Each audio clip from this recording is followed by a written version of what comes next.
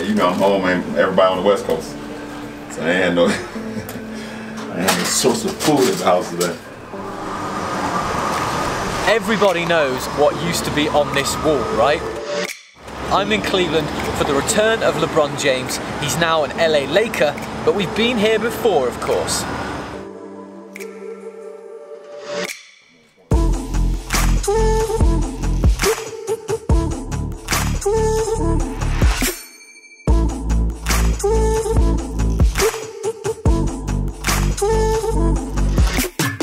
It was December 2nd, 2010 when LeBron returned here as a member of the Miami Heat. After 7 seasons with the Cavaliers, he was booed ferociously, while teammate Chris Bosh said he was afraid to play at this arena. A battery was thrown onto the court while one sign read, "No loyalty, no class, no legacy, no heart."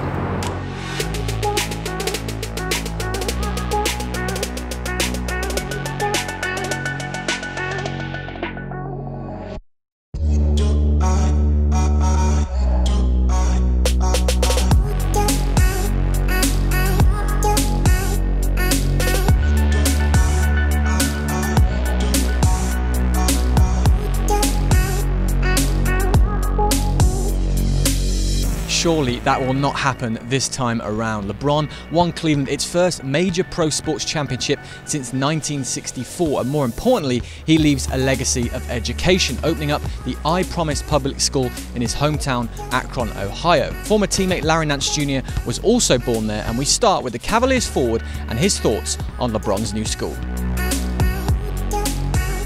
Super impressive. I made that drive in high school every other day, if not every day, and it's just it's really impressive. You know, if you haven't seen it, you got to go check it out because it's just so.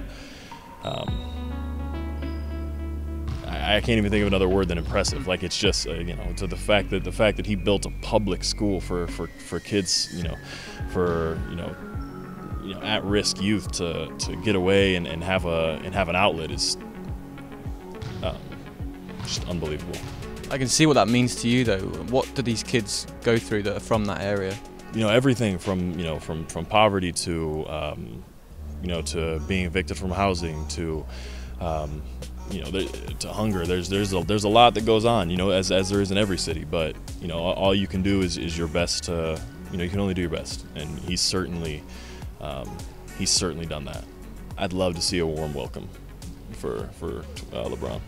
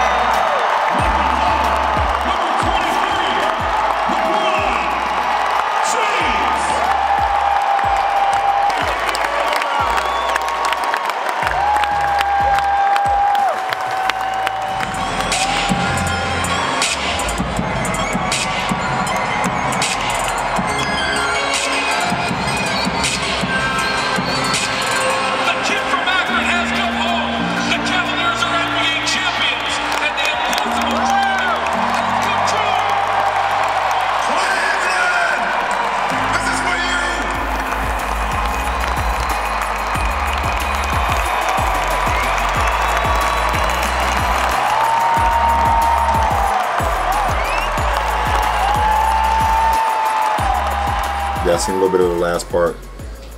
Luke was actually drawing up a play, so I had to pay attention slightly. 11 years playing here.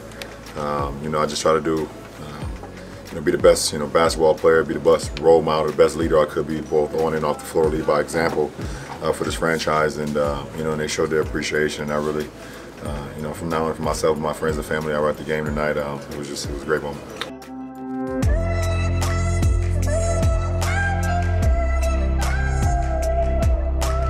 He seems far more humble. Is that true?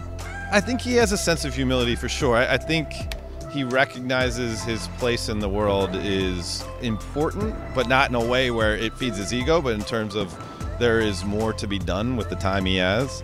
And, it's someone who walks the walk. And certainly not only his response to social issues, but literally the social programs he's put in place to try to pay it forward and start locally in his community. And someday these 3rd and 4th graders in his class will potentially be successful adults, and they will want to help out other 3rd and 4th graders.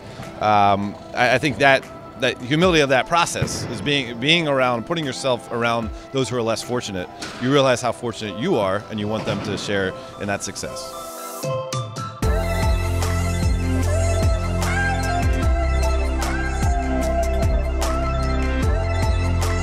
I'm a different person. We're all different, from 8 years ago. I think, both good and bad. Happy to be joined by ESPN's Israel Gutierrez. Israel, you were with the Miami newspaper section when LeBron played here in 2010. What was that like? I don't think I've ever experienced anything like that before. In fact, I know I've never experienced anything like that before.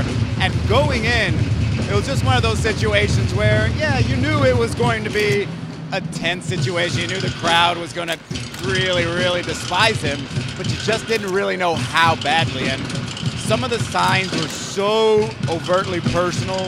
The boos were so strong, but there was just something else about it. Like, I've been to games where guys have been booed on every possession, but it just didn't feel the same way. These fans were really, really hurt by this, and they let it all out in 2010. They weren't right to be doing what they were doing, but do you think it was fair enough that they felt that way? I think fans sort of create this attachment to their sports teams here, at least in the States, certainly, and they don't really think it through, right? Because LeBron James did not choose Cleveland. First of all, he did not choose to be born here in Akron. He also did not choose the Cleveland Cavaliers. They won the rights to draft him #1 overall, and he was drafted to play here. Once you're a free agent, you can do whatever you want. And whether or not he planned his exit years ahead of time, I don't think that really matters, because if Cleveland would have won a championship with him in the couple of years leading up to that, he wouldn't have left. I 100% believe that. And so I believe the organization failed him some in not getting him players to, at least players in their prime, really quality players to play alongside. It felt like he was doing that all by himself. Even his last year here, they brought in Shaquille O'Neal and Antawn Jamison well past their primes and expecting them to make a run that year. And they did win 61 games, but they just weren't a championship level team. And so for the fans to not really see the big picture, no, I don't think it was deserved.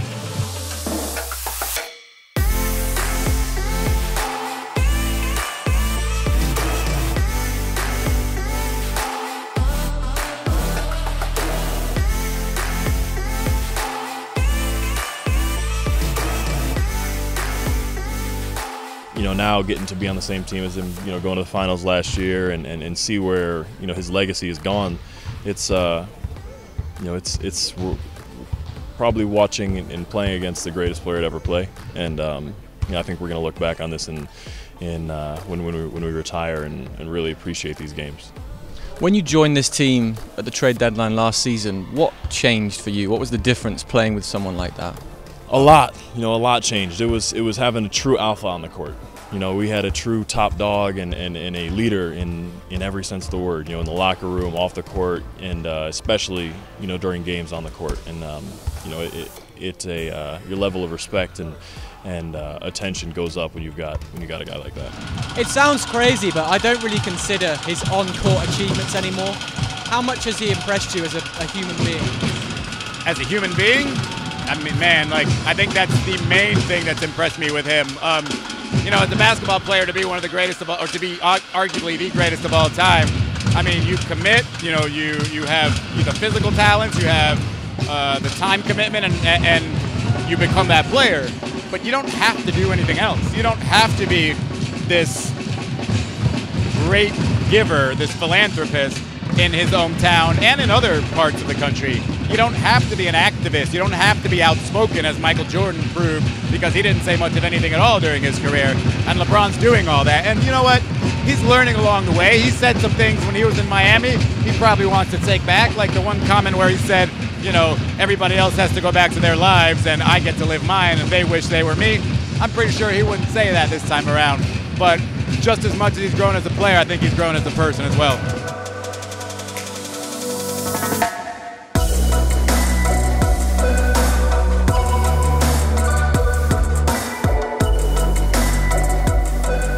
seen things like you're at a game, right, and there'll be a kid on the 8th row wearing a LeBron jersey and holding up a sign, and somehow LeBron catches his eyeball, and he'll make sure before he goes to the locker room afterwards, or after his shoot around, he'll go into the stands and take off his armband and put it on the kid, or give him a pat on the back, give him a towel or something like that. Like these little things that that kid and that kid's family remember that for the rest of their lives, and to have the presence of mind and have the care to want to create those moments, I think says a lot. I think he actually did that tonight with a young girl in the tunnel, yeah.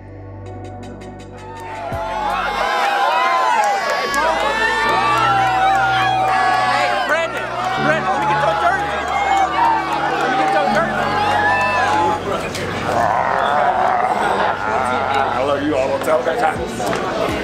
Love you.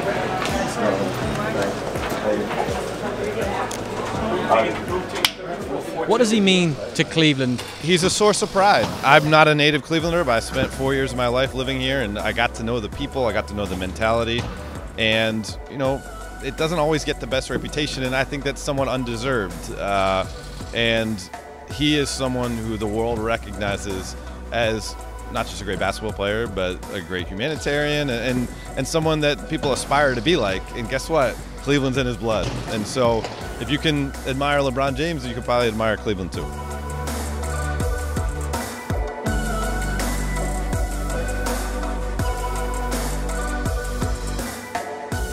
So at the end of the night here in Cleveland, I think there's only one thing to say. What LeBron James does off the court far outweighs what he does on it. He is an impressive human being, a humble human being. He's opened this school in Akron, Ohio. He does so much work for his foundation. He seems like the perfect family man and a role model for anyone who wants to be a great human being. Yes, he might win another championship with the Lakers to add to his tally of 3 so far. Yes, he is one of the greatest basketball players of all time, but all of that pales in comparison to what he does off the court. Make sure you subscribe to the channel. Thank you for all of your kind comments so far, and the nasty ones. We like those as well. Make sure you share the video, like the video, and all of the above. From Quicken Loans Arena, good night.